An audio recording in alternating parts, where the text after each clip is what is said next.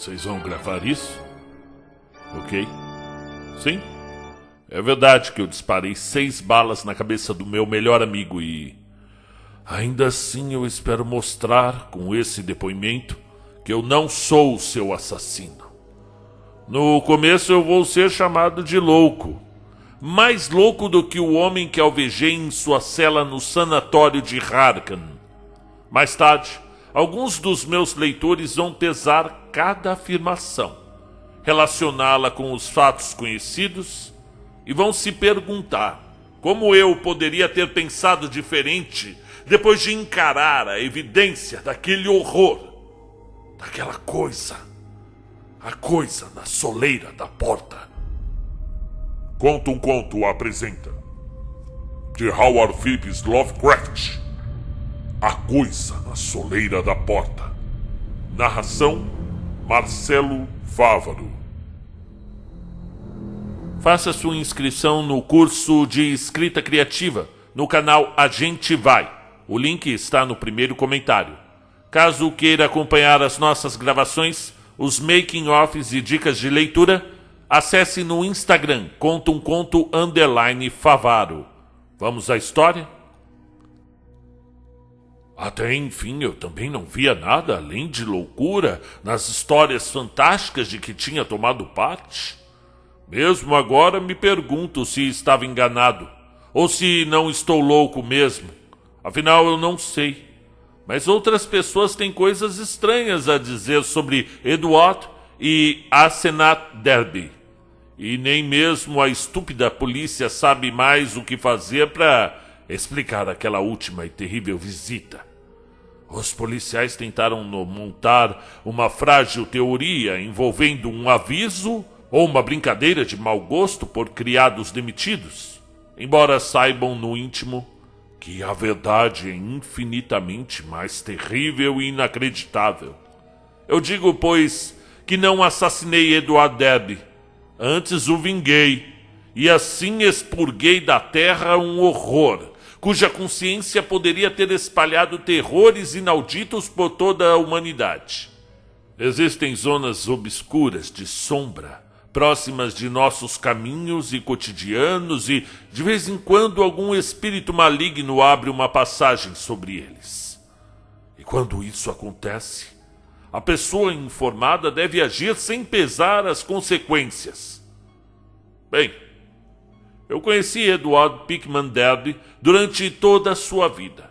8 anos mais novo do que eu, era tão precoce que nós tínhamos muito em comum desde quando ele tinha 8 e eu 16.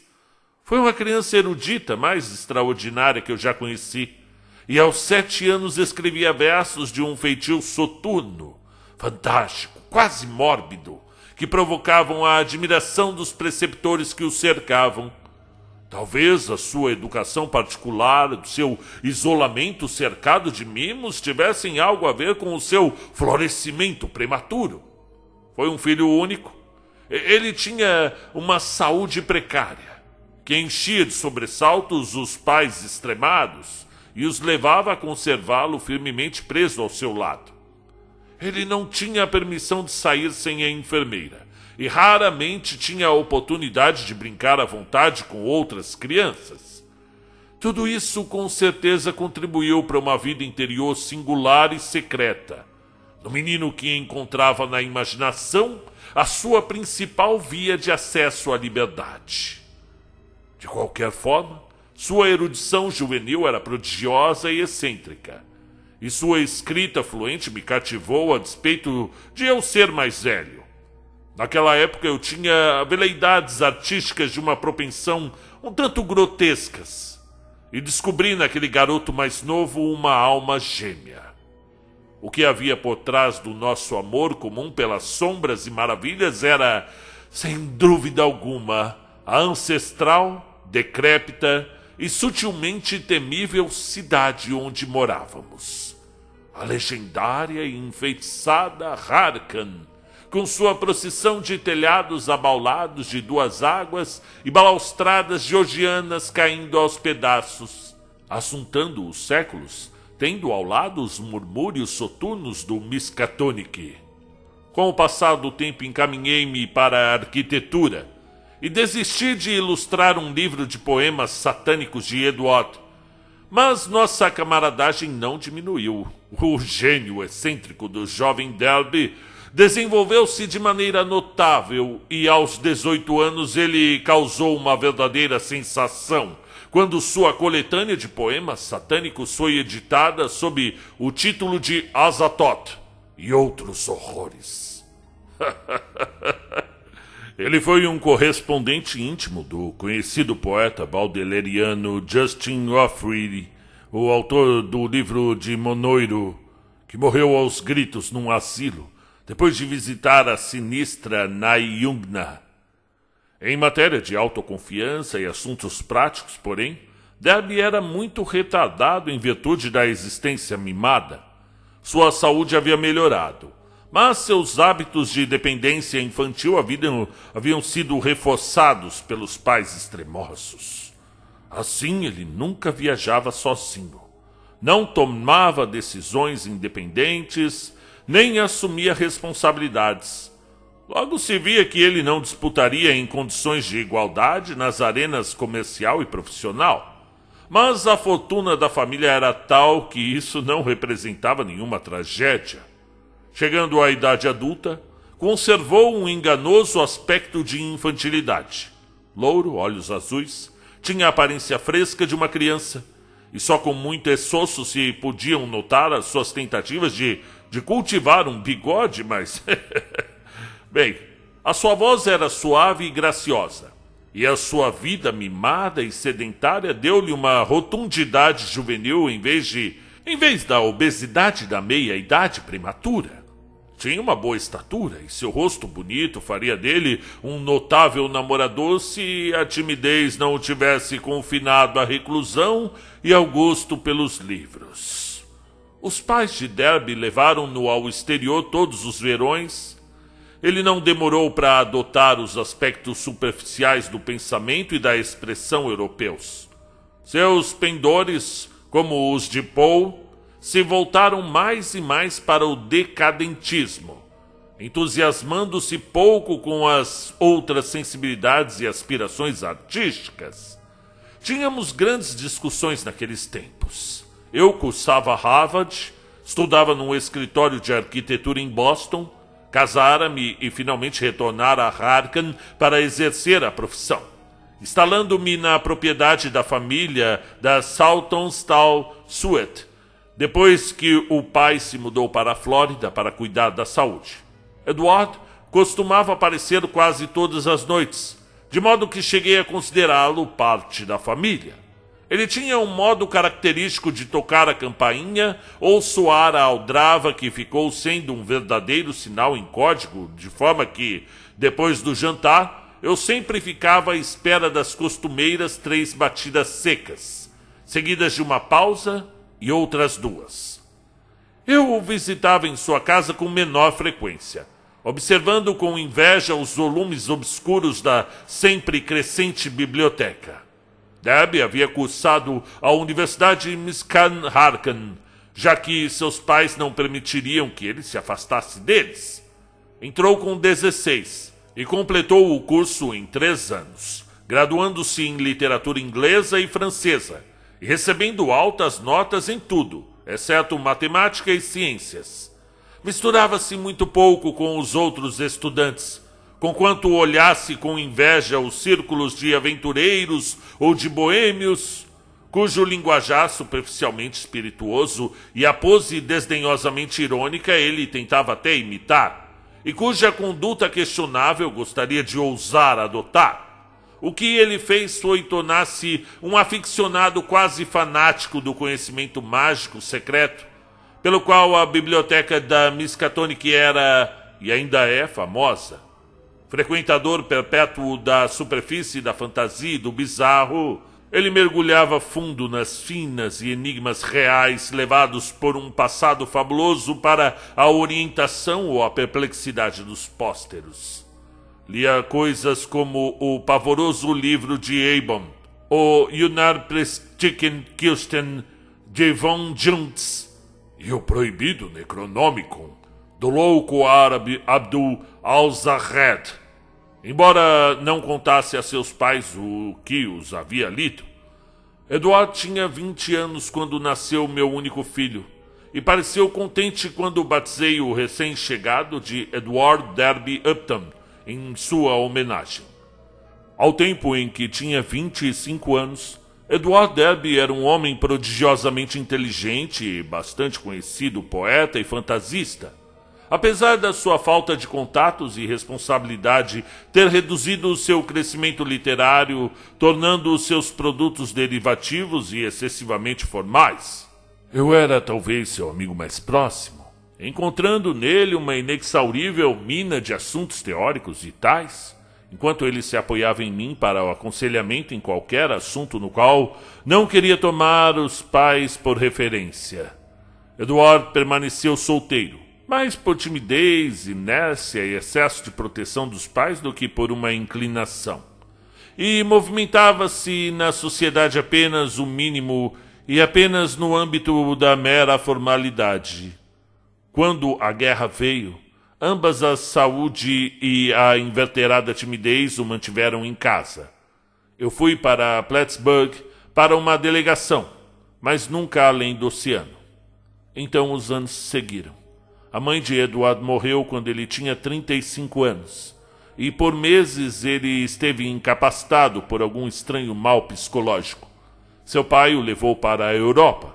No entanto, e de alguma forma conseguiu arrancá-lo de seu problema sem efeitos visíveis.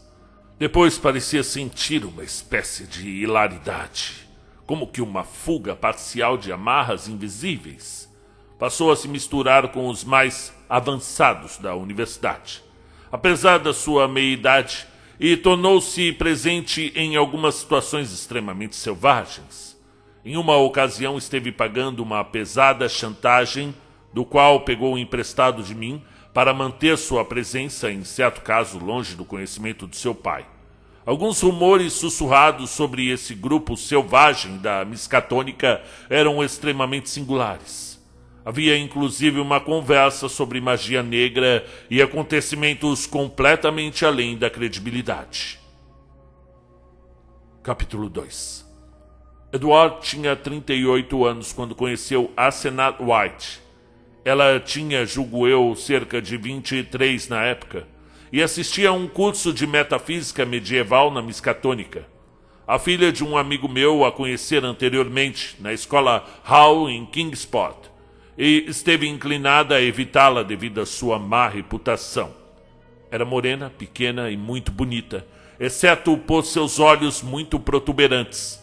Mas alguma coisa em sua expressão alienada deixava as pessoas extremamente sensíveis. Era de qualquer forma largamente sua origem e conversa que mantinha a maior parte das pessoas longe dela. Ela era uma das White, de Innsmouth, e lendas sombrias se apinhavam por gerações sobre a desmoronada, meio desertada Innsmouth e seus habitantes. Havia contos de horríveis barganhas por volta de 1850 e sobre um estranho elemento não exatamente humano nas antigas famílias do precário porto pesqueiro. Contos tais que apenas yankees dos velhos tempos poderiam contar e repetir com a devida grandiosidade.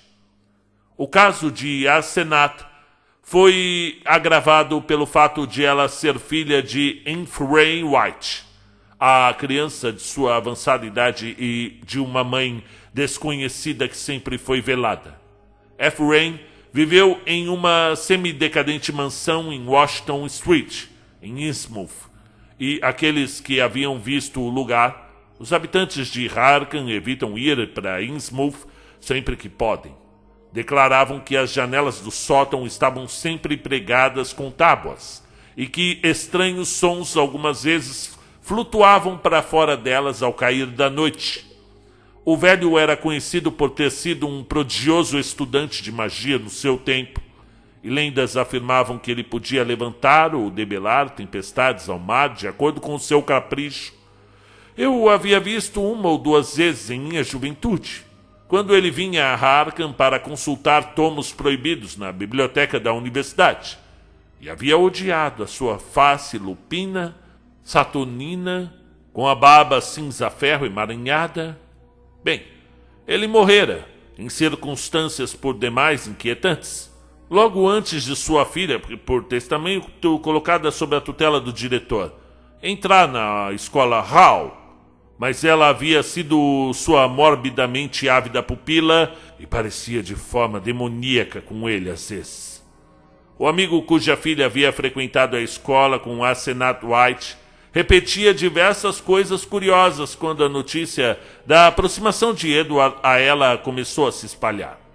Asenat, ao que parecia, havia posado como um tipo de mágica na escola, e realmente parecia ser capaz de fazer maravilhas altamente desconcertantes. Ela professava ser capaz de erguer trovoadas, apesar de seu sucesso visível ser atribuída a uma estranha habilidade de previsão. Todos os animais notadamente desgostavam dela, e ela conseguia fazer qualquer cão uivar com certos movimentos de sua mão direita. Havia vezes em que exibia fragmentos de conhecimento e linguagem muito singulares e muito chocantes para uma jovem garota, quando assustava suas colegas de escola com olhares intimidantes e piscadelas de maneira inexplicável, e parecia extrair uma obscena ironia entusiasmada de sua presente situação. Mais incomum, então, eram os bem atestados casos de sua influência sobre outras pessoas. Ela era, sem dúvida, uma genuína hipnotista. Por olhar peculiarmente para uma colega estudante, ela com frequência dava a esta última e distinta sensação de personalidade trocada, como se o alvo fosse temporariamente colocado no corpo da mágica e olhasse para o seu corpo real do outro lado da sala, cujos olhos ardiam e projetavam uma expressão alienígena. Asenat frequentemente fazia ferozes reivindicações sobre a natureza da consciência e sua independência do corpo físico. Sua maior fúria, no entanto, era não ser um homem, uma vez que acreditava que o cérebro masculino possuía certos poderes cósmicos únicos e difíceis de atingir. De posse de um cérebro masculino, ela declarava, poderia não apenas igualar, como ultrapassar seu pai em maestria sobre as forças desconhecidas. Eduardo conheceu Asenat em um encontro de inteligência, em um dos quartos de estudante, e não conseguia falar de nada além disso quando veio me ver no dia seguinte. Ele a descobrira cheia de interesses e erudição que muito o absorveram, e nunca vira a jovem mulher. E lembrei fracamente de referências casuais, mas sabia quem ela era. Parecia ainda mais lamentável que Derby tornava-se tão arrebatado por ela, mas não disse nada para desencorajá-lo, uma vez que, paixão floresce em oposição. Ele não estava, disse ele, mencionando-a a seu pai. Nas semanas seguintes, ouvi do jovem Derby pouquíssimo sobre outro assunto que não Asenat. Outros agora notavam a galantaria outonal de Edward e concordaram que ele não aparecia nem de perto na sua idade real, nem parecia uma companhia muito inapropriada para a sua bizarra divindade. Ele estava apenas levemente gorducho, apesar de sua indolência e autoindulgência, e seu rosto estava absolutamente livre de rugas. Asenat, por outro lado, tinha prematuros pés de galinhas vindos do exercício de sua intensa força de vontade. Por essa época, Eduardo trouxe a garota para me visitar, e de cara vi que seu interesse não era de forma alguma unilateral. Ela olhava para ele com um ar quase predatório, e eu percebi que a intimidade deles estava além de possibilidade de desenlace. Pouco tempo depois recebi uma visita do velho Sr. Derby, que sempre admirei e respeitei. Ele ouvira histórias sobre a nova amizade do seu filho e arrancara toda a verdade do garoto.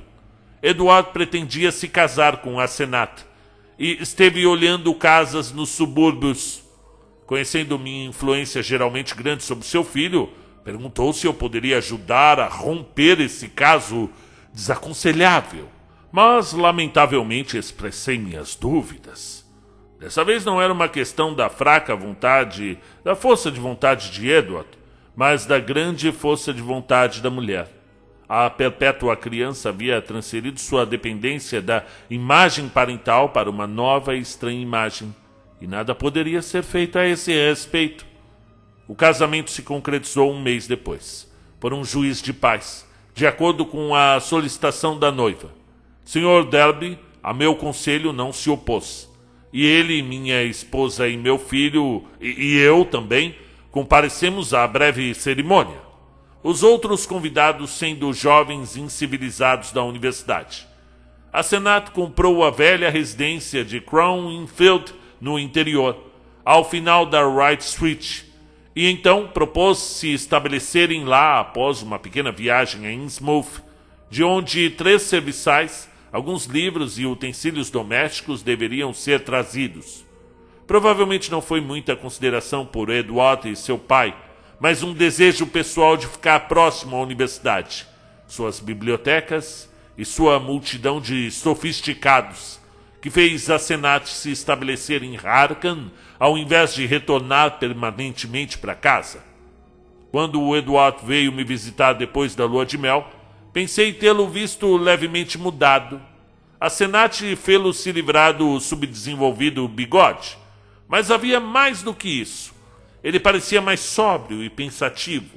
Seu costumeiro beicinho, aquele beicinho de rebeldia infantil, fora substituído por um olhar de quase genuína tristeza. Eu estava intrigado para decidir se gostava ou não daquela mudança. Ele certamente parecia, naquele momento, mais normalmente adulto do que jamais esteve. Talvez o casamento fosse uma coisa boa. Não poderia a mudança de dependência ser o princípio em direção à neutralidade, levando ultimamente à responsável independência? Ele veio sozinho, pois a Senat estava muito ocupada. Ela trouxera uma vasta quantidade de livros e aparatos de Innsmouth. Derby estremeceu ao dizer o nome. Estava finalizando a restauração da casa e do terreno de Crownsfield. A casa dela, naquela cidade, era um lugar muito inquietante, e alguns objetos nela haviam-no ensinado coisas surpreendentes. Ele estava progredindo rápido em conhecimento esotérico agora que tinha a Senat para conduzi-lo. Alguns dos experimentos que ela propôs eram muito ousados e radicais. Ele não sentia liberdade para descrevê-los, mas havia confiança em seus poderes e intenções. Os 3 serviçais eram bastante estranhos. Um casal incrivelmente idoso que estivera com o velho Efraim e que ocasionalmente faziam reverências a ele e à mãe de Asenat de uma maneira críptica. E uma criada, jovem e morena, que tinha notáveis anomalias nas feições e parecia exalar permanentemente um odor de peixe. Capítulo 3. Pelos próximos 2 anos eu via menos e menos de Derby. Algumas vezes, uma quinzena inteira se passava sem as familiares 3 e 2 batidas na porta da frente. E quando ele apareceu, ou quando eu o visitava, que passou a acontecer com crescente frequência, ele estava pouquíssimo disposto a conversar sobre os tópicos vitais. Tornara-se reservado sobre esses estudos ocultos que normalmente descrevia e discutia minuciosamente, e preferia não falar sobre sua esposa. Ela havia envelhecido tremendamente desde o seu casamento e, até que agora, estranhamente o bastante, parecia ser a mais velha dos 2. O rosto dela mantinha a mais concentradamente determinada expressão que eu já vira, e todos os seus aspectos pareciam ganhar uma vaga, indefinível repulsa. A minha esposa e meu filho repararam tanto quanto eu, e todos nós cessamos gradualmente as visitas a ela, pelo qual Edward admitiu em um dos seus momentos pueris sem muito tato, ela estava implacavelmente grata. Ocasionalmente os Derbys saíam em longas viagens, ostensivamente para a Europa, apesar de Edward algumas vezes dar a entender destinos mais obscuros. Foi após o primeiro ano que as pessoas começaram a falar sobre a mudança em Edward Derby. Era uma conversa muito casual, pois as mudanças eram puramente psicológicas. Mas isso levou a alguns pontos interessantes. De vez em quando, ao que parecia, Edward era visto com uma expressão e fazendo coisas totalmente incompatíveis com a sua natureza flácida.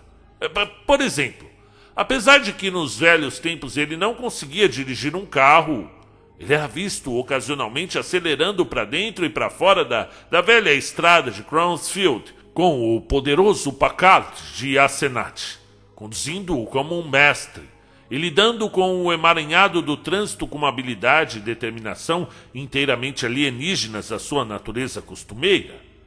Em tais casos, ele aparentava sempre estar voltando de alguma viagem ou iniciando uma. Qual o tipo de viagem ninguém poderia adivinhar, apesar de sempre favorecer a estrada de Innsmouth.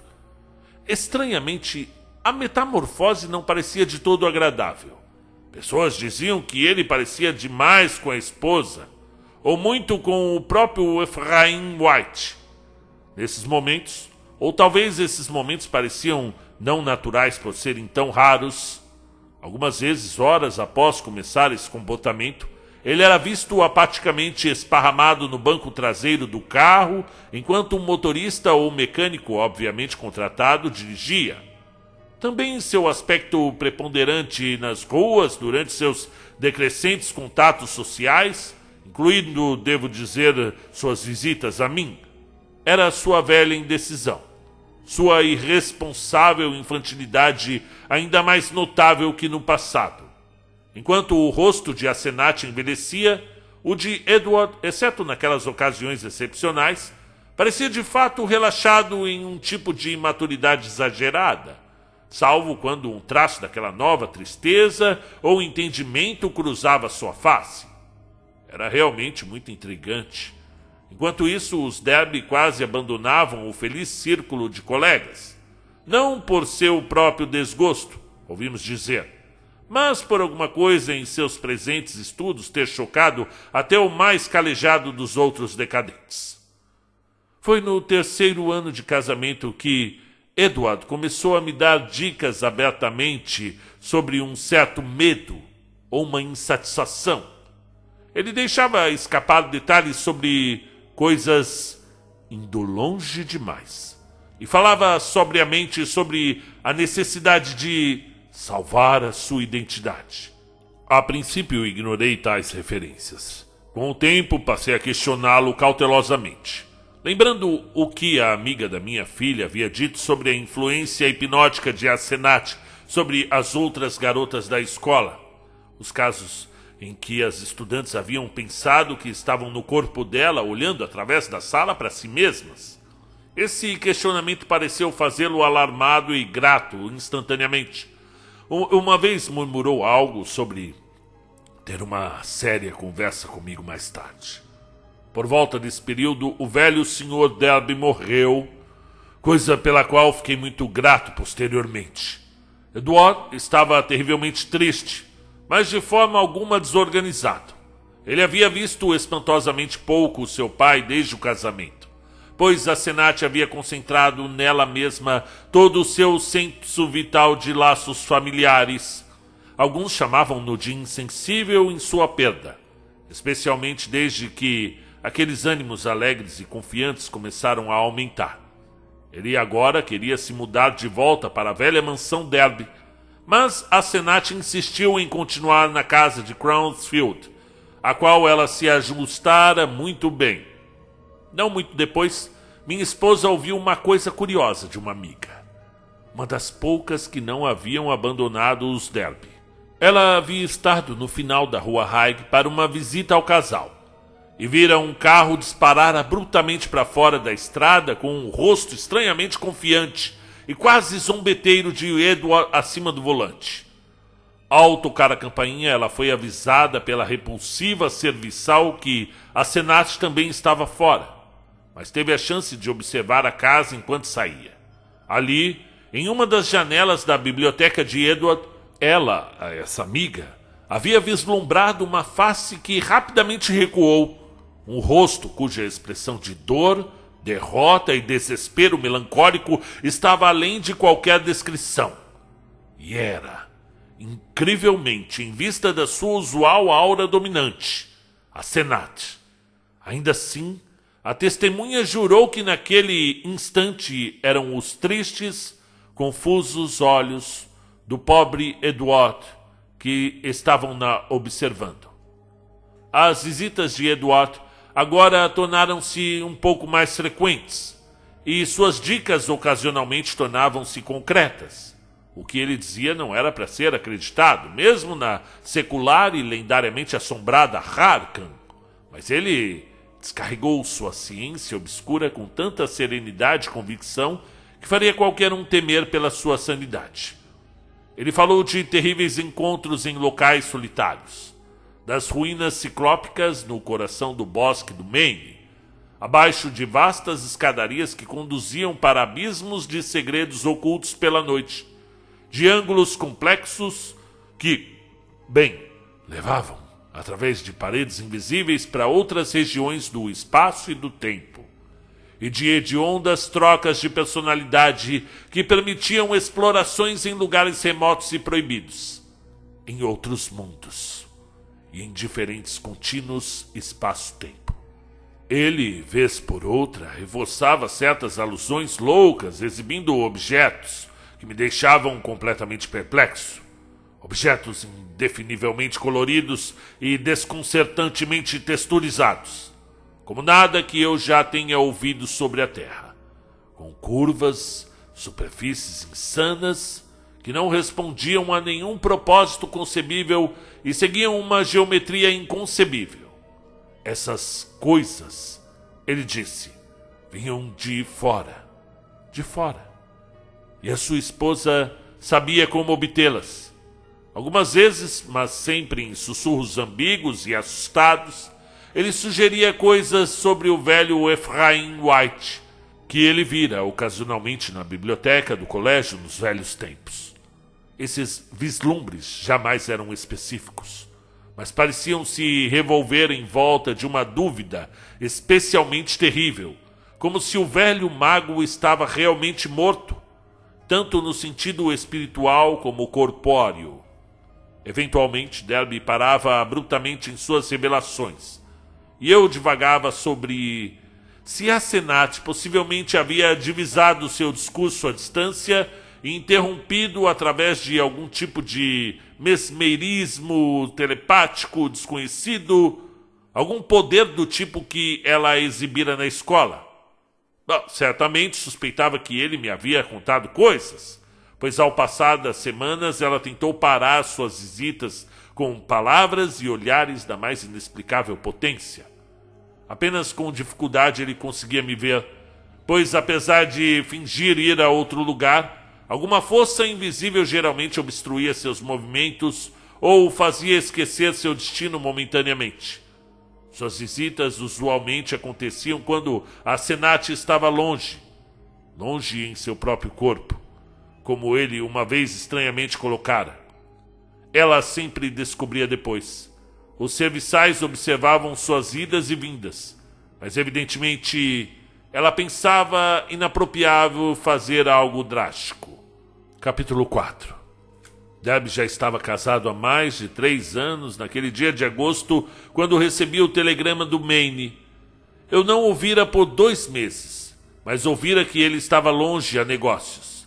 A Senat estava supostamente com ele, apesar das fofocas observadoras declararem que havia alguém no andar de cima da casa, atrás das janelas duplamente encortinadas. Observavam as compras feitas pelos serviçais. E agora o marechal da cidade de Chesuncook havia enviado a mensagem sobre o maluco imundo que cambaleou para fora da floresta com frenesi delirante e gritando pela minha proteção. Era Edward. e ele havia sido capaz de apenas de lembrar o próprio nome e o meu endereço, e o meu nome. Chesuncook é perto da mais selvagem, profunda e menos explorada floresta do Maine, e levou um dia inteiro de solavancos febris através de um cenário fantástico e proibitivo para chegar lá de carro. Encontrei Derby em uma cela na fazenda da cidade, vacilando entre o frenesi e a apatia. Ele me reconheceu na hora e começou a derramar uma torrente de palavras sem sentido, semi-incoerente em minha direção. Dan, pelo amor de Deus, o abismo dos Shoggoths! O abismo dos Shoggoths! Abaixo de 6.000 degraus, a abominação das abominações. Eu nunca a deixaria me levar. E de repente eu me encontrei lá. Yang Chubi Nigurat. A forma subiu do altar e haviam 500 que uivaram. A coisa, o encapuzado berrou: Camog! Camog! O nome secreto do velho Efraim no conciliábulo. Eu estava lá, onde ela prometeu que não me levaria. Um segundo antes eu estava trancado na biblioteca, e então eu estava lá onde ela havia ido com o meu corpo. No lugar da extrema blasfêmia, o abismo profano onde o reino negro começa e o vigilante guarda o portão. Eu vi um Shoggoth. Ele mudou de forma. Eu não posso suportar, eu não vou suportar. Eu vou matá-la se ela me mandar para lá de novo. Eu vou matar aquela entidade. Ela, ele e aquilo. Eu vou matá-lo. Eu vou matá-lo com as minhas próprias mãos. Levei uma hora para acalmá-lo, mas finalmente ele cedeu. No dia seguinte comprei roupas decentes para ele na cidade e tomei meu caminho com ele para Harkan. Sua fúria histérica foi gasta e ele estava inclinado a se manter em silêncio. Porém começou a murmurar sombriamente para si mesmo quando o carro passou por Augusta, como se a visão da cidade despertasse memórias desagradáveis. Estava claro que não queria ir para casa, e considerando as ilusões fantásticas que parecia ter sofrido sob sua esposa, ilusões indubitavelmente brotando de algum transe hipnótico ao qual havia sido submetido, pensei que seria melhor se ele não fosse. Eu iria, decidi, suportá-lo eu mesmo por um tempo, não importando quão desagradável seria lidar com um Asenath. Depois eu o ajudaria a conseguir o divórcio, pois muito certamente havia fatores mentais que fizeram desse casamento um suicídio para ele. Quando voltamos à zona rural novamente, o murmúrio de Derby desapareceu, e eu o deixei adormecer no assento ao meu lado enquanto eu dirigia. Durante a rápida travessia por Portland, o murmúrio começou novamente, mais distintamente que antes, e enquanto ouvia, capturei um fluxo da baboseira mais insana sobre Asenath. A extensão na qual ela atacou os nervos de Edward era clara, pois ele tecera um conjunto inteiro de alucinações em volta dela. Seu arroxo atual, ele balbuciava furtivamente. Era apenas um de uma longa série. Ela estava conseguindo tomar posse dele. E ele sabia que um dia ela jamais o deixaria novamente. Mesmo agora, ela apenas o libertara porque tivera que fazê-lo, pois não conseguia possuí-lo por tanto tempo. Ela constantemente tomava seu corpo e ia a lugares inomináveis para inomináveis ritos, deixando-o no corpo dela, trancado no andar de cima. Mas algumas vezes ela não conseguia se manter, e ele se encontrava subitamente em seu próprio corpo novamente, em um lugar muito distante, horrível e talvez desconhecido. Algumas vezes ela o possuía novamente e outras vezes não conseguia. Frequentemente ele se via abandonado em algum lugar como aquele em que eu o havia encontrado. Vez por outra tinha que encontrar o caminho para casa de distâncias assustadoras, arranjando alguém para dirigir o carro após achá-lo. A pior coisa era que ela estava se fixando nele por cada vez mais tempo. Ela queria ser um homem, para ser completamente humana, e por isso ela o queria. ela sentira nele uma mistura de um cérebro bem moldado e pouca força de vontade. Algum dia ela se agarraria dentro do seu corpo e desapareceria. Desapareceria para se tornar um grande mago como o seu pai e deixá-lo vagueando naquela concha feminina que nem sequer era totalmente humana. Sim, ele sabia sobre o sangue de Innsmouth agora. Houvera tráfico com coisas do mar e foi terrível. E o velho Efraim, ele sabia o segredo. E quando envelheceu, fez uma coisa hedionda para continuar vivo. Ele queria viver para sempre. A Senat teria sucesso.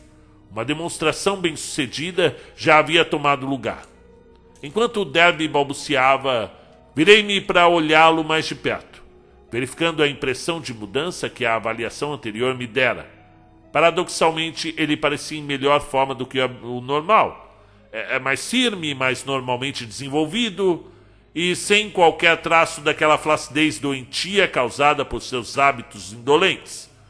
Era como se ele tivesse sido realmente ativo e propriamente exercitado pela primeira vez em sua vida mimada. E imaginei que a força de Asenat devia tê-lo pressionado em canais pouco usados de movimento, de alerta. Mas justo agora sua mente estava em um estado deplorável, pois estava murmurando extravagâncias selvagens sobre sua esposa, sobre magia negra, sobre o velho Efraim e sobre algumas revelações que convenceriam a mim mesmo. Ele repetia nomes que eu reconheci de passagem por volumes proibidos, e algumas vezes me fez estremecer de um certo fio de consistência mitológica, de coerência convincente que corria por seu devagar. De novo e de novo ele pausava, como que para reunir coragem para alguma revelação terrível. Dan, você não lembra dele? Os olhos selvagens e a barba despenteada que nunca ficava branca. Ele me olhou uma vez e eu nunca esqueci. Agora ela olha daquele jeito. E eu sei por quê. Eu encontrei no Necronômicon a fórmula. Eu não ouso te dizer a página ainda, mas quando eu disser você vai poder ler e entender. E então você saberá o que me engolfou. Em frente, em frente, em frente, de corpo a corpo. A intenção dele era não morrer jamais. O brilho da vida. Ele sabe como quebrar o elo. Pode brilhar ainda por um tempo, mesmo quando o corpo está morto. Eu vou te dar dicas, e talvez você adivinhe. Escute, Dan. Você sabe por que minha esposa se esforça tanto com aquela tola escrita com as costas da mão? Você já viu algum manuscrito do velho Efraim? Você quer saber por que senti calafrios quando vi algumas notas apressadas que a Senat rabiscou? A Senat. Existe tal pessoa? Por que eles suspeitaram que havia veneno no estômago do velho Efraim?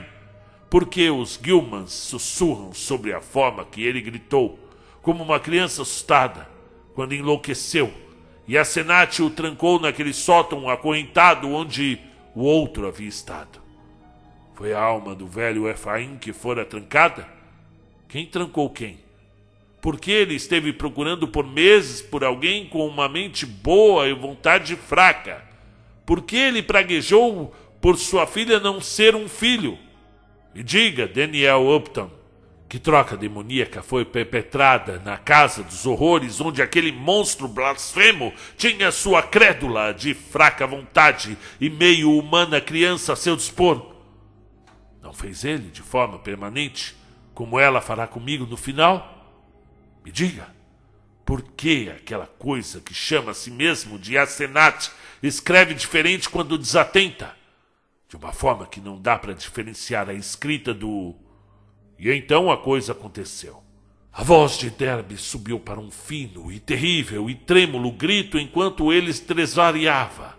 E então subitamente encerrou quase com um clique mecânico. Pensei naquelas outras ocasiões em minha casa, quando suas confissões cessaram abruptamente. Quando eu divaguei que alguma onda telepática obscura da força mental de Asenat estava interferindo-se para mantê-lo silente. Isto, porém, era completamente diferente. eu senti infinitamente mais terrível.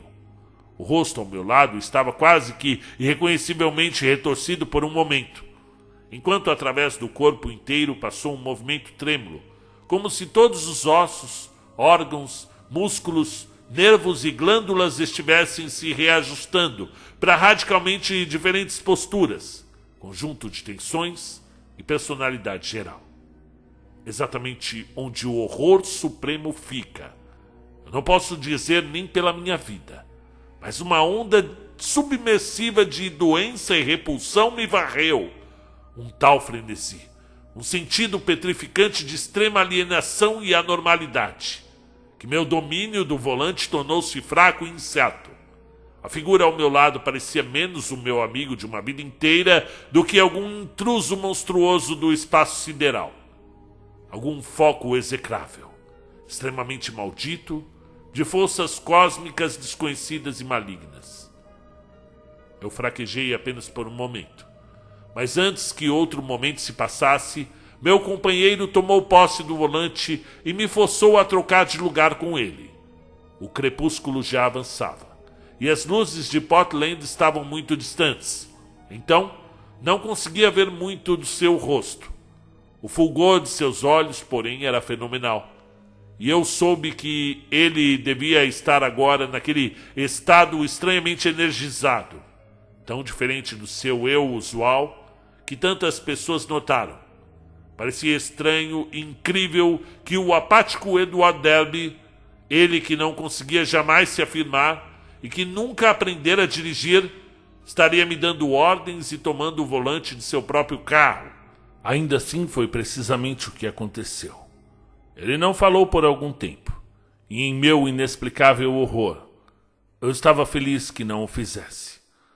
Nas luzes de Biddeford e Seacole, eu vi sua boca firme e estremecia ao fulgor de seus olhos. As pessoas estavam certas. Ele parecia execrável como sua esposa e o velho Efraim nesses modos.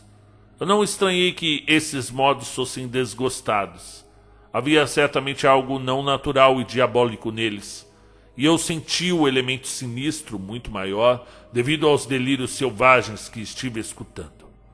Este homem, por todo o conhecimento de minha vida de Edward Pickman Derby, era um estranho, um intruso de algum tipo de abismo negro. Ele não falou até estarmos em um trecho escuro da estrada, e quando ele o fez, sua voz parecia estranhamente desconhecida. Estava mais profunda, mais firme e mais decidida do que jamais vi, enquanto seu sotaque e pronúncia estavam completamente mudados, apesar de vagamente, remotamente, mas perturbadoramente lembravam alguma coisa que eu não conseguia identificar. Havia, pensei, um traço no timbre da mais profunda e genuína ironia. Não a espalhafatosa, sem sentido e alegre pseudo-ironia do bisonho sofisticado, do qual Derby era habitualmente afetado, mas algo sinistro, básico, penetrante e potencialmente mau. Assombrei-me diante do autocontrole, seguindo tão logo o acesso de balbuciar mesclado de pânico. Eu espero que você esqueça meu ataque lá atrás, Upton. Ele ia dizendo. Você sabe como são meus nervos, e eu aposto que você pode perdoar tais coisas. Estou enormemente agradecido, claro, por essa carona para casa. E deve esquecer também qualquer loucura que eu possa ter dito sobre minha esposa, e sobre tudo no geral. É o que acontece quando se estuda demais em um campo como o meu. Minha filosofia é cheia de conceitos bizarros, e quando a mente se acostuma, acaba cozinhando todo tipo de aplicações concretas imaginárias. Eu devo descansar daqui para frente. Você provavelmente não me verá por algum tempo. E não precisa culpar a Senat por isso.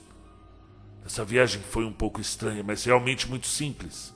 Há certas relíquias indígenas nos bosques do norte, pedras em pé e essas coisas, que significam um bom negócio em folclore.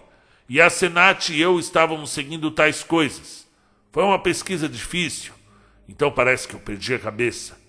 Eu preciso mandar alguém buscar o carro quando chegar em casa. Um mês de relaxamento vai me pôr de volta sobre os meus pés. Bom, eu não me lembro exatamente da minha parte nessa conversa, pois a desconcertante estranheza do meu colega de assento preencheu toda a minha consciência. A cada momento, meu sentimento de elusivo horror cósmico crescia, até o ponto em que eu estava em um delírio virtual de ansiar o fim da viagem. Debbie não ofereceu renunciar ao volante, e eu estava feliz pela velocidade com a qual Portsmouth e Newburyport passaram pela janela. Na junção onde a estrada principal corre para o interior e evita Innsmouth, eu estava com medo de que o meu condutor me levasse para a erma estrada de praia que vai para aquele lugar condenado. Ele não o fez, no entanto, mas avançou rapidamente por Rowley e Ipswich em direção ao nosso destino. Alcançamos Harkham antes da meia-noite e encontramos as luzes ainda acesas na velha casa em Crowsfield. Debbie deixou o carro com uma repetição apressada de seus agradecimentos, e eu dirigi sozinho para casa com uma curiosa sensação de alívio. Foi uma coisa terrível, ainda mais terrível por eu não saber dizer porquê, e não lamentei o prognóstico de Debbie de uma longa ausência de minha companhia. Os próximos 2 meses foram repletos de rumores. Pessoas falavam de ver Debbie mais e mais em seu novo estado energizado. E a Senat estava raramente em casa quando recebia visitas. Recebia apenas uma visita de Edward, quando me chamou brevemente do carro de Asenat, obviamente retomado de onde quer que ele o tenha deixado no Maine, para pegar alguns livros que me havia emprestado. Ele estava em seu novo estado, e ficou tempo bastante apenas para algumas observações evasivamente polidas. Estava claro que ele não tinha nada para discutir comigo quando estava nesta condição, e reparei que nem se dava ao trabalho de fazer o sinal 2 e 3 quando tocava a campainha. Como naquela noite no carro senti um fraco, infinitamente profundo horror, o qual eu não consigo explicar. Então, sua rápida partida foi um prodigioso alívio. Meio de setembro. Debbie esteve fora por uma semana, e algum dos membros decadentes da faculdade comentou saber o motivo, insinuando um encontro com um notório líder de culto, posteriormente expulso da Inglaterra, que estabeleceu seu quartel-general em Nova York. De minha parte, não conseguia tirar aquela estranha viagem do Maine da minha cabeça. A transformação que testemunhei me afetou profundamente, e eu me peguei de novo e de novo tentando explicar a coisa, e o extremo horror que inspirou em mim. Mas o mais estranho dos rumores era aquele sobre o choro na velha casa de Crowsfield. A voz parecia ser feminina, e alguns dos mais jovens pensou soar como a de Asenat. Era ouvida apenas em raros intervalos, e algumas vezes era interrompida como que a fossa. Houve conversas sobre uma investigação, mas foram dissipadas um dia quando Asenat apareceu nas ruas e conversou jovialmente com um grande número de conhecidos, pedindo desculpas por suas recentes ausências e falando incidentalmente sobre uma nova crise nervosa e histérica de uma hóspede de Boston. A hóspede jamais foi vista, mas a aparição de Asenat não deixou nada a ser dito. Então alguém complicou as coisas ao sussurrar que os choros e lamentos 1 ou 2 vezes foram de uma voz masculina. Uma manhã, no meio de outubro, escutei a familiar 13:02 batidas na porta da frente. Atendendo eu mesmo, encontrei Eduardo nos degraus.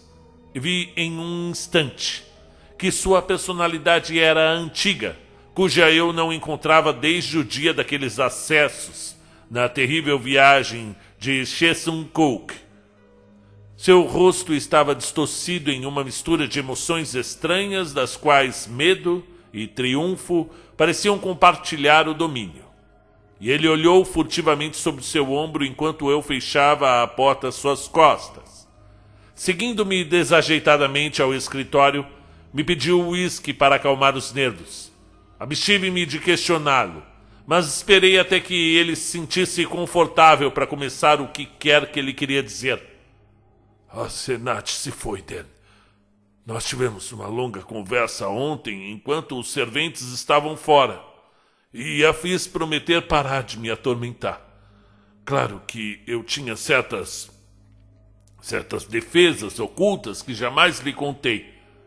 Ela teve que aceitar, mas ficou assustadoramente irritada. Apenas fez as malas e seguiu para Nova York, bem a tempo de pegar o trem das 8h20 para Boston. Eu suponho que as pessoas vão falar, mas não posso fazer nada. Você não precisa mencionar que houve qualquer problema. Apenas diga que ela está fora em uma longa viagem de pesquisa. Ela provavelmente está indo ficar com um dos seus terríveis grupos de devotos. Espero que ela siga para o oeste e arranje um divórcio. De qualquer forma, eu a fiz prometer se manter longe e me deixar em paz.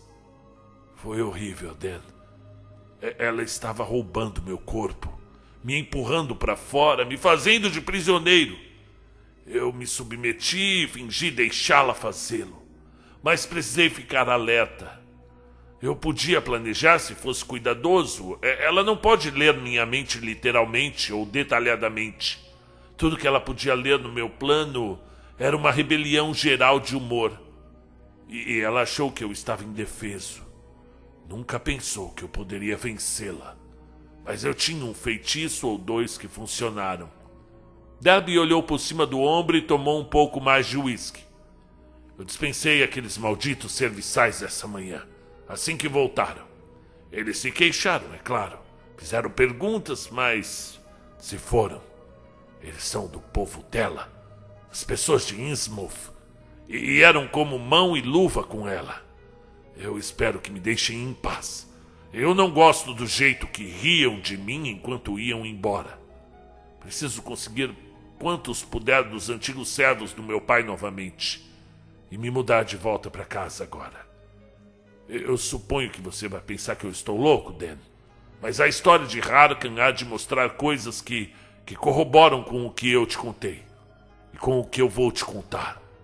Você viu uma das mudanças também no seu carro após te contar sobre a Senat naquele dia voltando do Maine? Foi quando ela me possuiu, removeu-me do meu corpo. A última coisa que lembro daquela viagem foi quando eu estava totalmente desequilibrado, tentando te contar que o demônio é ela. Então ela me pegou e em um flash eu estava de volta para casa, na biblioteca onde malditos serviçais haviam me trancado, e no corpo daquele demônio. Não era sequer humano, Dan. Não era humano. Você sabe. Foi com ela que você deve ter voltado para casa. Aquele lobo feroz no meu corpo. Você tem que ter percebido a diferença. Tem que ter. Estremeci quando Darby parou. Certamente eu percebi a diferença. Ainda assim, poderia aceitar uma explicação insana como essa? Mas meu distraído interlocutor estava ficando cada vez mais selvagem. Eu tinha que me salvar, Dan. Eu tinha. Ela iria me pegar para sempre em Hallowmas. Eles mantêm um sabá para além de Shezancook, e o sacrifício iria selar todas as coisas. Ela me teria para sempre. Ela seria eu, e eu seria ela para sempre. Tarde demais. Meu corpo seria dela de uma vez. Ela seria um homem completo, exatamente como ela queria ser. Eu suponho que ela teria se livrado de mim, matado seu próprio ex-corpo comigo nele. Maldita seja, assim como ela fez antes, assim como ela, ele ou aquilo tinha feito antes. O rosto de Edward estava agora atrozmente distorcido, e ele o inclinou confortavelmente perto do meu enquanto sua voz baixava um sussurro. Você deve ter entendido o que eu insinuei no carro. Que ela não é a Senat nenhuma, mas na verdade é o velho Ephraim em pessoa. Suspeitei isso há um ano e meio atrás, mas agora eu sei. A sua escrita mostra isso quando ela baixa a guarda. Algumas vezes ela escreve apressadamente uma nota que é exatamente igual à caligrafia do seu pai, linha por linha. E algumas vezes ela diz coisas que ninguém além de um velho homem como Efraim diria. Ele trocou de forma com ela quando sentiu a morte se aproximando. Ela era a única que ele pôde encontrar com o tipo certo de cérebro e vontade fraca o bastante. Pegou o corpo dela permanentemente, exatamente como ela quase tomou o meu. E então envenenou o velho corpo em que a colocou. E você não viu a alma do velho Efraim olhando através dos olhos daquela meio demônio uma dúzia de vezes, e através dos meus, quando ela teve o controle do meu corpo? O sussurrante estava agora afando e pausou para respirar. Eu não disse nada, e então, quando prosseguiu, sua voz estava próxima do normal. Isto, refleti, era um caso para o sanatório, mas eu não seria aquele que o colocaria lá. Talvez Tempo e Liberdade de Asenat fariam seu trabalho. Eu podia ver que ele jamais iria se meter em ocultismo mórbido de novo. Eu te contarei mais depois. Preciso de um longo descanso agora. Eu vou te contar algumas coisas sobre os horrores proibidos aos quais ela me levou. Algo sobre os horrores de outras eras, que mesmo agora estão apodrecendo em esquinas fora do caminho, com uns poucos clérigos monstruosos que os mantêm vivos. Algumas pessoas sabem coisas sobre o universo que ninguém deveria saber, e podem fazer coisas que ninguém deveria poder. Estive mergulhado nisso até o pescoço, mas é o fim. Hoje eu queimaria o maldito Necronomicon e todo o resto se estivesse na livraria da Miskatônica. Mas ela não pode me alcançar agora. Preciso sair daquela casa amaldiçoada tão logo quanto possível e me estabelecer em minha casa. Você vai me ajudar, eu sei, se eu precisar de ajuda. Aqueles serviçais demoníacos, você sabe. E se as pessoas ficarem inquisitivas demais sobre a Senat? Veja você, eu não posso dar a eles o endereço dela. Existem certos grupos de pesquisadores, certos cultos, sabe, que podem não entender direito a nossa separação. E alguns deles têm malditas ideias curiosas e métodos. Eu sei que você vai me dar apoio caso algo aconteça, mesmo se tiver que te contar coisas que o chocarão. Fiz Eduardo ficar e dormir em um dos quartos de hóspede naquela noite, e de manhã ele parecia mais calmo.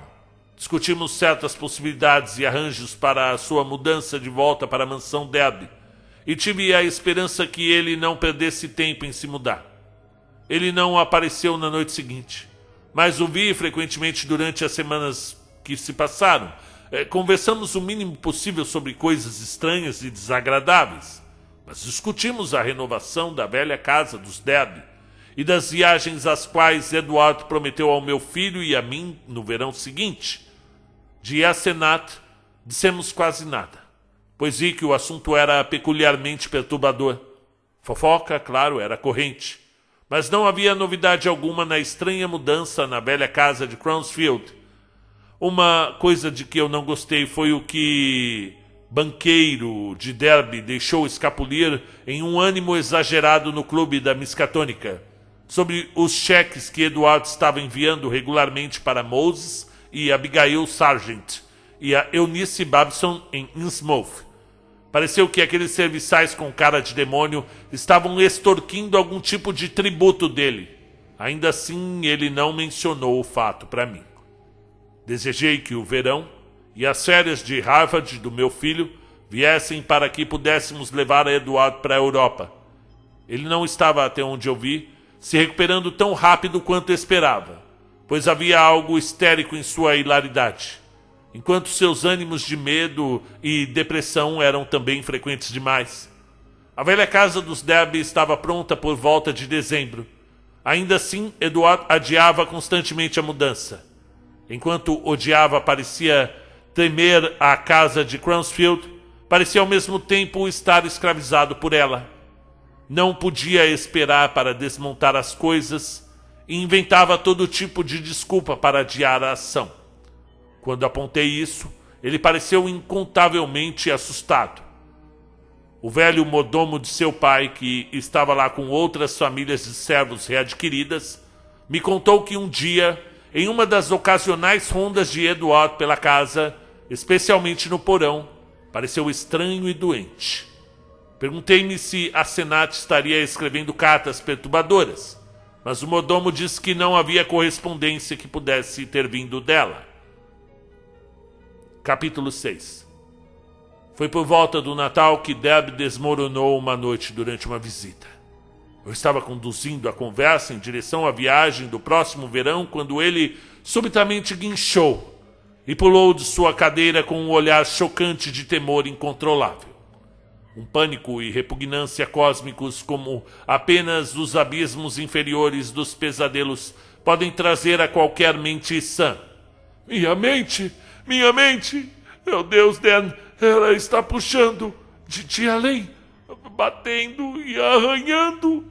Aquela mulher demônio, mesmo agora. Efraim, Kamog, o abismo dos Shogots.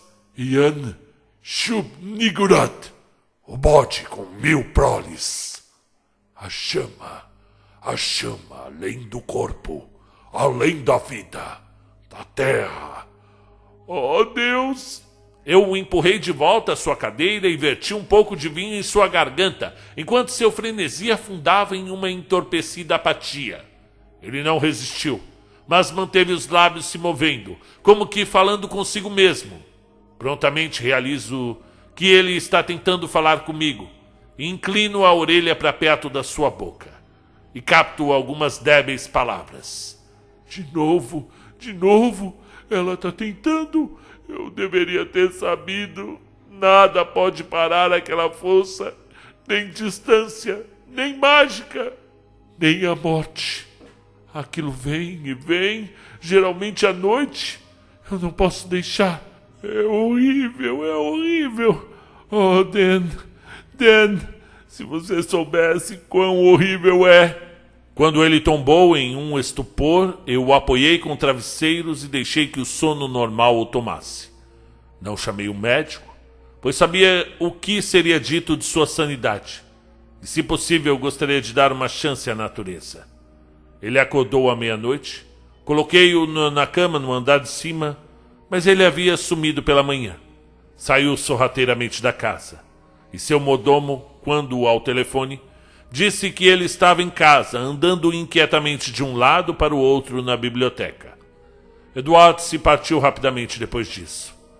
Ele não me visitou novamente, mas eu ia vê-lo diariamente.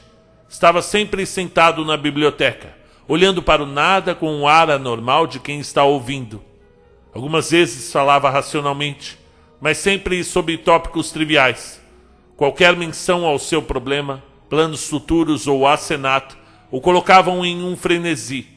Seu mordomo disse que ele tinha acessos assustadores à noite, durante os quais ele eventualmente se feria. Tive uma longa conversa com o seu médico, banqueiro e advogado, e finalmente levei o doutor e 2 colegas especialistas para visitá-lo. Os espasmos resultantes das primeiras questões foram violentos e lamentáveis. E naquela noite, um carro fechado levou seu pobre corpo debatendo-se para o sanatório Arkham. Tornei-me seu guardião e ia visitá-lo 2 vezes por semana, quase chorando ao ouvir os seus guinchos selvagens, os sussurros admiráveis e assustadoras aparições de frases como "Eu tive de fazê-lo, aquilo vai me pegar, aqui embaixo, aqui no escuro, mãe, Dan, me salva, Dan, me salva."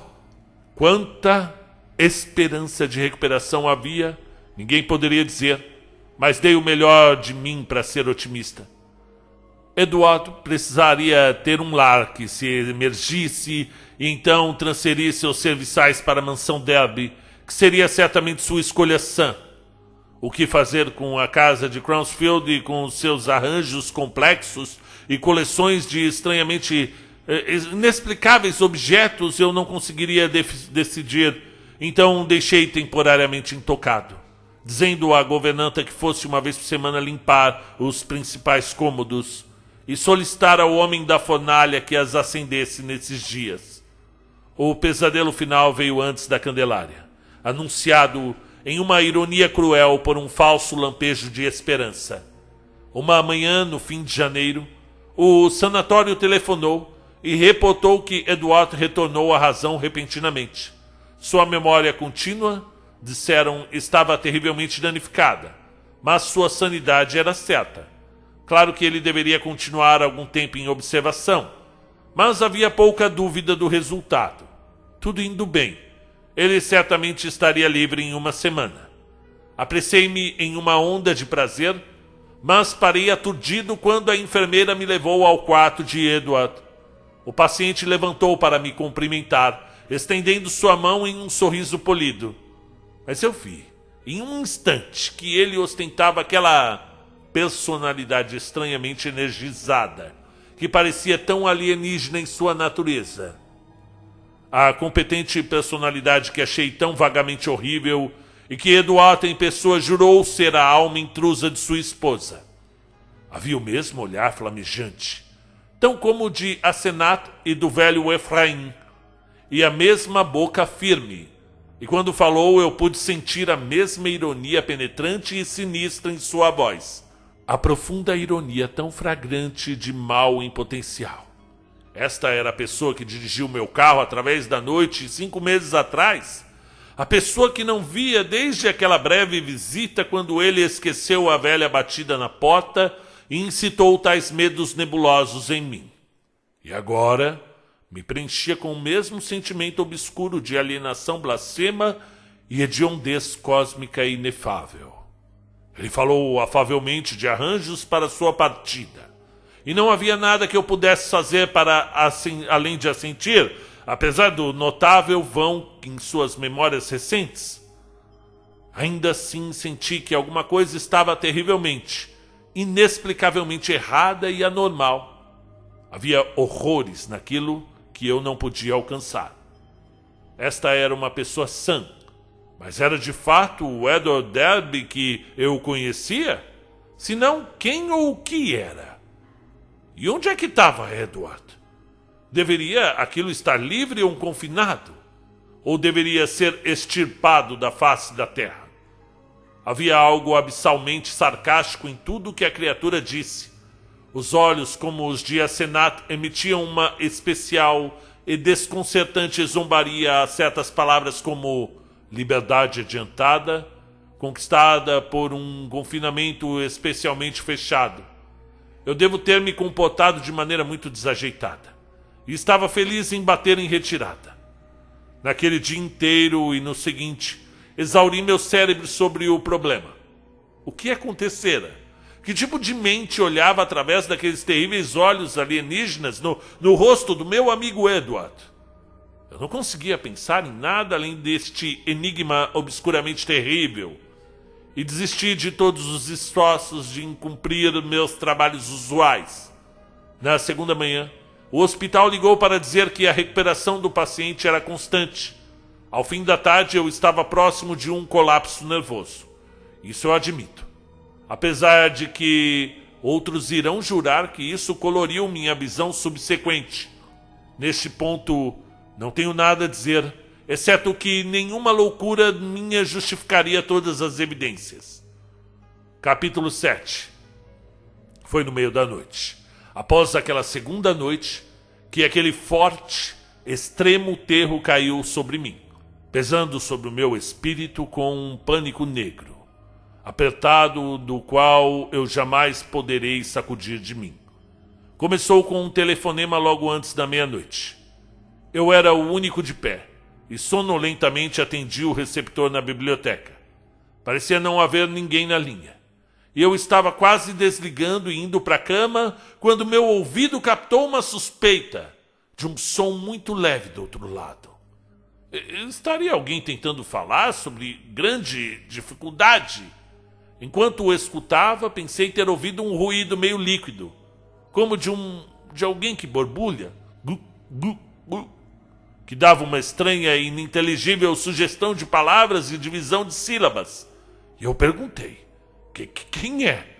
Mas a única resposta que recebi foi essa. G, g, g. Pude apenas assumir que o ruído era mecânico, mas imaginando que poderia ser um caso de instrumento quebrado capaz de receber, mas não enviar, então adicionei. Eu não consigo te ouvir. É melhor desligar e tentar falar com o serviço de informação. Imediatamente ouvi o receptor voltar ao gancho do outro lado. Isto, digo, foi logo antes da meia-noite. Quando aquela ligação foi rastreada posteriormente, revelou ter vindo da velha casa de Crownsfield. Apesar de ainda faltar meia semana para o dia da governanta estar lá, eu devo apenas imaginar o que foi encontrado na casa. A elevação em um porão remoto, as trilhas, a lama, o guarda-roupa apressadamente saqueado, as marcas desconcertantes no telefone, o material de escritório desajeitadamente utilizado e o fedor detestável pairando sobre tudo. A polícia, pobres tolos, tem suas pequenas teorias presunçosas e ainda estão procurando por aqueles sinistros serviçais demitidos, que sumiram de vista no meio do presente furor. Falam de uma doentia vingança por coisas que foram feitas e dizem que fui incluído porque eu era o melhor amigo e conselheiro de Edward. Idiotas. Por acaso imaginam que aqueles palhaços brutos podem ter forjado aquela caligrafia? Imaginam que eles poderiam ter trazido o que veio depois? Estão cegos para as mudanças naquele corpo que era de Edward? De minha parte, agora eu acredito em tudo que ele, o meu amigo Edward Derby, me contou. Existem horrores para além da borda da vida que nem suspeitamos. E vez por outra a curiosidade maligna do homem chama-os para os nossos raios de alcance. Efraim, Asenat, aquele demônio os chamou. E engolfaram Edward como que estão me engolfando. Posso ter certeza que estou seguro? Não sei. Esses poderes sobrevivem à vida da forma física.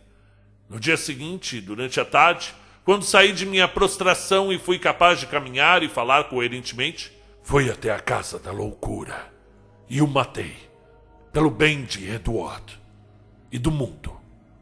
Mas posso estar certo até que seja cremado? Estão guardando o corpo para alguma autópsia tola por diferentes médicos. Mas digo que ele deve ser cremado. Ele tem de ser cremado. Ele não era Edward Derby quando atirei nele.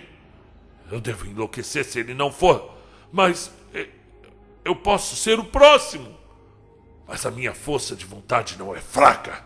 E não vou deixá-la ser minada por terrores que eu sei que se revolvem em volta dela. Uma vida. Efraim, Asenat e Edward. Quem agora? Eu não serei removido do meu corpo. Eu não trocarei de alma com aquele morto-vivo baleado na casa da loucura. Mas deixe-me tentar contar coerentemente aquele horror final. Eu não falarei do que a polícia persistentemente ignorou. Os contos daquela coisa anã, grotesca, mal-cheirosa, encontrada por ao menos 3 passantes na rua Witch, logo antes das 2 em ponto, e da natureza das pegadas isoladas em certos lugares. Direi apenas por volta das 2 a campainha da porta e as batidas me acordaram, ambas alternadamente, e em um incerto tipo de fraco desespero, e ambas tentando fazer o velho sinal da batida de 3 e 2, o sinal de Edward. Despertado do sono profundo, minha mente saltou em um turbilhão. Derby na porta, e lembrando o velho código, aquela nova personalidade não lembrava. Estaria Edward de volta ao seu estado correto? Por que estaria aqui em evidente estresse e pressa? Fora ele liberto antes do tempo? Ou será que fugiu? Talvez, pensei enquanto vestia roupou rapidamente e seguia para a escada. O retorno a seu verdadeiro eu tenha trazido um rompante de violência, revogando sua dispensa e levando-o a uma desesperada corrida pela liberdade. O que quer que tenha acontecido, era o bom e velho Edward novamente, e eu iria ajudá-lo.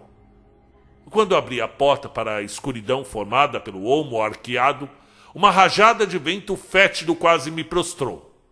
Engasguei em náusea, e por um segundo mal vi a pequena e corcunda figura nos batentes. A chamada fora a de Edward. Mas o que era que estava tola aturdida paródia? Aonde Edward teria tempo de ir? Sua batida soou quase um segundo antes da porta ser aberta. O visitante possuía um dos sobretudos de Edward. Sua barra quase tocando o chão, suas mangas enroladas e ainda assim cobrindo as mãos. Na cabeça havia um chapéu descuidadamente puxado para o baixo, enquanto um cachecol de seda preta cobria o rosto. Enquanto deu um instável passo à frente, a figura fez um som semilíquido como aquele que ouvi ao telefone. Gup, gup, e apontou para mim um papel grande e completamente escrito, empalado na ponta de um longo lápis. Ainda me recuperando do fedor mórbido e incalculado, peguei o papel e tentei lê-lo à luz do corredor. Sem dúvida alguma, era a escrita de Edward. Mas por que ele escreveria quando estava perto o bastante para bater na porta? E por que a escrita estava tão desengonçada, grosseira e tremida? Não conseguia ler nada naquela meia-luz, então retrocedi ao hall. A figura anã se arrastando mecanicamente atrás de mim, mas pausando na soleira da porta interior. O fedor deste mensageiro singular era realmente chocante, e tive a esperança, não em vão, graças a Deus, que minha esposa não acordaria para confrontá-lo. E então, enquanto eu lia a nota, senti meus joelhos cederem sobre mim e minha visão escureceu. Eu estava no chão quando voltei a mim. Aquela carta amaldiçoada, ainda agarrada à minha mão rígida pelo medo. E era isso que dizia: Dan, vá ao sanatório, Dan, e me mate. Quer dizer, mate-o. Extermínio. Não é mais Edward Derby. Ela me pegou. É a Senat. E ela está morta há 3 meses e meio. Eu menti quando disse que ela se foi. Eu a matei, meu amigo. Eu tive de fazê-lo. E foi de repente, mas estávamos sozinhos e eu estava no meu corpo correto. Eu vi o castiçal e esmaguei a cabeça dela. Ela teria me tomado para sempre em Hallowmas. Eu a enterrei no porão mais afastado embaixo de algumas caixas e limpei todos os rastros. Os serviçais suspeitaram na manhã seguinte, mas eles têm tais segredos que não ousaram chamar a polícia. E aí eu os mandei embora, mas Deus sabe o que eles e os outros do culto farão. Eu pensei por um tempo que eu estaria bem, então senti o puxão em meu cérebro. Eu sabia o que era, eu tinha que lembrar. Uma alma como a dela, ou a de Efraim, é parcialmente destacada e prossegue depois da morte enquanto o corpo durar. Ela estava me pegando, me fazendo trocar os corpos com ela, tomando o meu corpo e me colocando no cadáver dela enterrado no porão. Eu sabia o que estava vindo, por isso explodi e tive de ir para o asilo. Então aquilo veio. Encontrei-me engasgado no escuro, na carcaça apodrecida de Asenat no porão, embaixo das caixas onde eu a coloquei. E eu sabia que ela deveria estar em meu corpo no sanatório permanentemente, pois foi depois de Hallowmas. E o sacrifício funcionaria mesmo sem que ela estivesse lá, sã e pronta para ser liberada, como uma ameaça ao mundo. Eu estava desesperado. E apesar de tudo, cavei com as próprias mãos meu caminho para fora. Já estou muito além de poder falar.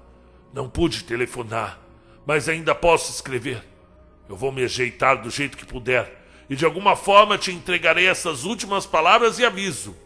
Mate aquele demônio, se você valoriza a paz e o conforto do mundo. Certifique-se de que seja cremado. Senão, aquilo vai continuar vivendo. De corpo para corpo, para sempre. E não posso lhe dizer o que fará. Mantenha-se longe da magia obscura, Dan. É negócio do diabo. Adeus. Você tem sido um grande amigo. Diga à polícia o que quer que eles acreditem. Eu lamento demais ter arrastado tudo isso sobre você. Estarei finalmente em paz. Essa coisa não vai aguentar muito mais. Eu espero que consiga ler isso. E mate aquela coisa. Mate. Seu Ed. Foi apenas depois que li a segunda metade deste papel, pois desmaiei ao final do terceiro parágrafo. E desmaiei novamente quando vi e cheirei o que atravancava o batente da porta onde o ar morno batia. O mensageiro não se movia ou tinha consciência mais. O mordomo, homem de mais fibra e dureza que eu, não desmaiou quando o encontrou no hall pela manhã. Ao invés disso, ligou para a polícia. Quando chegaram, eu fui levado para o quarto de cima, mas outra massa estava onde havia caído de noite.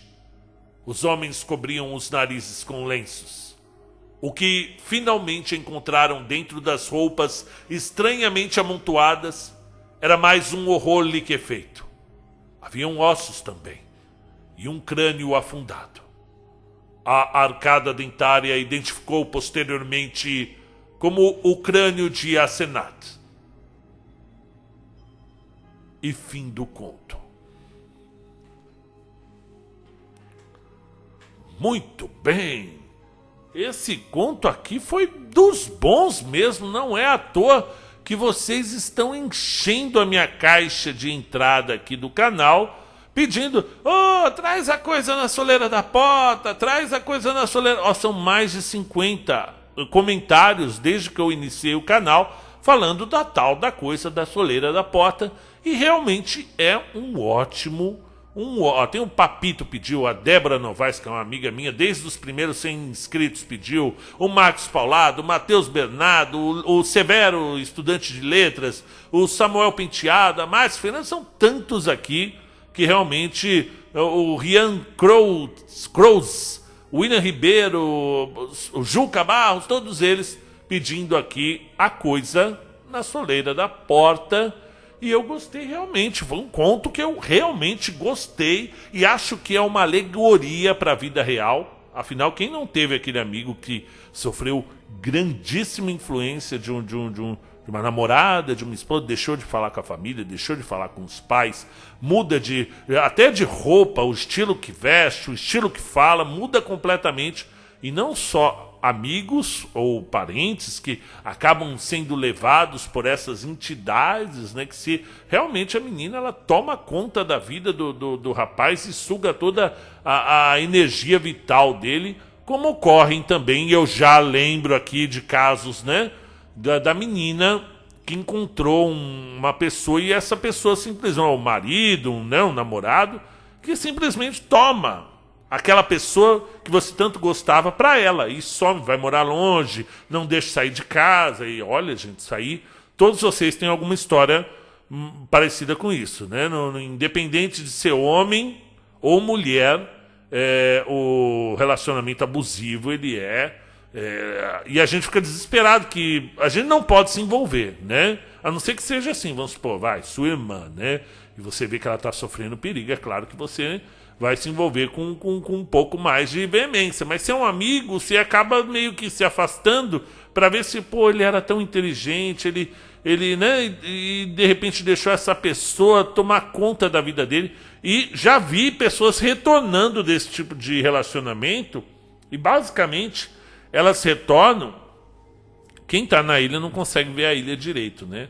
A pessoa chega e fala, nossa, eu não enxergava, eu não conseguia ver o quanto eu estava afundado naquilo, né? E isso pode ocorrer até conosco mesmo, né? E já ocorreu comigo já, né? É uma loucura, né? No final você fala, como eu fui idiota, ou como eu me deixei levar, né?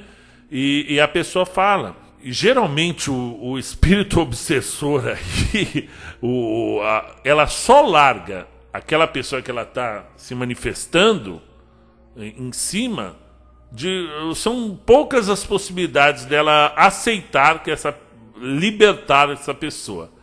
Ou ela arruma outro, né, outra pessoa para dominar, e aí ou ela já exauriu a energia daquele sujeito e aí ela prefere trocá-lo por outro, ou ela arruma alguém mais foda do que ela. Alguém que realmente um cara mais pá virada do que ela mesma, pra aí sim ela deixar de ser a dominadora e ser a dominada. E dificilmente eu acho que eu já vi também o caso de inverter, né? A pessoa que dominava se tornou a dominadora, né? A pessoa que era dominada se tornou dominadora, e isso meio que vai revezando no passar dos anos, né? Mas que a base do relacionamento é essa, né? De um dominar o outro e de uma maneira até doentia, né? Mas eu acho que com estrutura, conhecimento, discernimento, até da sociedade como um todo, isso aí tende a diminuir, eu acredito, né? Ninguém quer aqui um amigo passando no programa do Datena lá, fala, ex-esposa não aceita o fim de relacionamento, né? Ou ex-marido não acontece mais quando é o ex-marido, né? É só a gente fazer uma pesquisa aí do quanto o feminicídio ainda no Brasil é assustador. Ninguém quer ver um irmão, uma prima, alguém querido aparecer no jornal dessa forma, né? Mas todo mundo consegue ver os sinais, né? Todo mundo percebe, né? E eu posso estar viajando nessa alegoria, mas aparentemente a base desse conto é essa, né? De uma pessoa, é claro, tem o elemento alienígena, de possessão de corpo, mas a forma, realmente, o Edward aqui, ele muda a forma de falar, ele se torna outra pessoa, né? Interessante, eu gostei. Vocês gostaram da coisa, a cena final é maravilhosa, né? Quando, imagina, o demônio ali do cadáver da menina que sobrou pro Edward, né? Ele ser obrigado a sair da tumba para avisar o amigo, vai lá matar o eu. Ai, eu adorei, isso aí. Ótima cena final, assustadora, e eu senti tudo aqui, o cheiro, a ambientação, a noite. Se você gostou, deixe seu like. Se você quiser ajudar o canal, colaborar, tem o Apoia-se aí. Eu sei que os tempos são difíceis, mas esse é um projeto de literatura, é um projeto genuíno que leva não só literatura para você, como também para pessoas que não podem ler de maneira alguma e que usam esse canal como forma de cultura, tá bom? Até a próxima. Tchau!